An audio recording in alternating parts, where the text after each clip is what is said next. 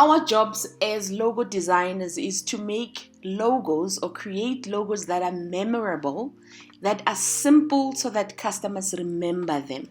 So whenever you're creating a logo, make sure that it has a distinctive or something that makes the customer remember the logo. That's what we're going to achieve with this minimalistic logo today for a video editor. Let's jump in and do this. We're going to open a blank logo canvas, and today's video is for all the logo designers that are also creators and are trying to make income.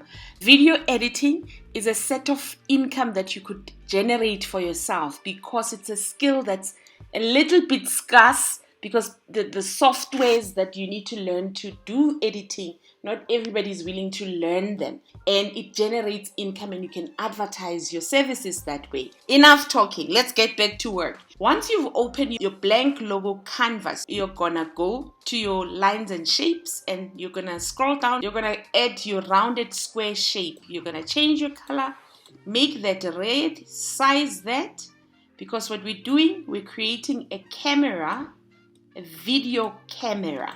Then you're going to select your triangle, rotate that, and then you can change the color and make that white, and then add it in the middle of your camera and size it nicely and align it. Duplicate that shape, rotate it so that you create the front end of your camera, and then change the color of that and make that red. And then add your circle, reduce that, have a smaller circle, and then duplicate that to have a bigger circle for your camera. And your camera is done. You can group that so that it moves as a unison, as one. Next, you're going to add text. You press T for your text. You size that nicely. You change your font. I used this nice Etna sans serif as our font for this logo. And then you're going to type the name of the video editing company you're designing for. We're calling it Learn Studio. So let's just increase the size a bit and make it 50. And the last thing that you're going to do on your logo design, you're going to make it memorable. So that's what you need to do every time you're designing a logo. Find out what customers like about the brand that you're designing for, and then make it stand out. That's the word I'm looking for. To make it unique, so that when people say, "Oh, that's Learning Studio, the one with the 3 red dots," because that's memorable. It needs to be simple, memorable, scalable, and then it will help you stand out.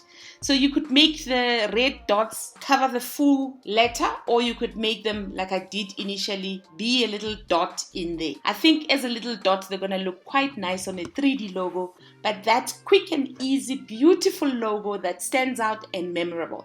We're going to download this as a 2D transparent background, and then we're going to jump into our favorite tool, Photopea, and convert it to a 3D logo, and we see how that looks like.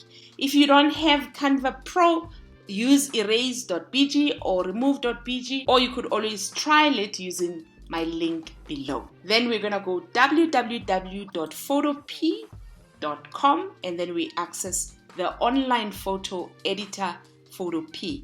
We're going to be using the PSD templates that are there. We're not going to upload one, but we can upload one, and there's plenty of videos that I've done that you could use, that I've illustrated how to use your own template that you've downloaded from elsewhere.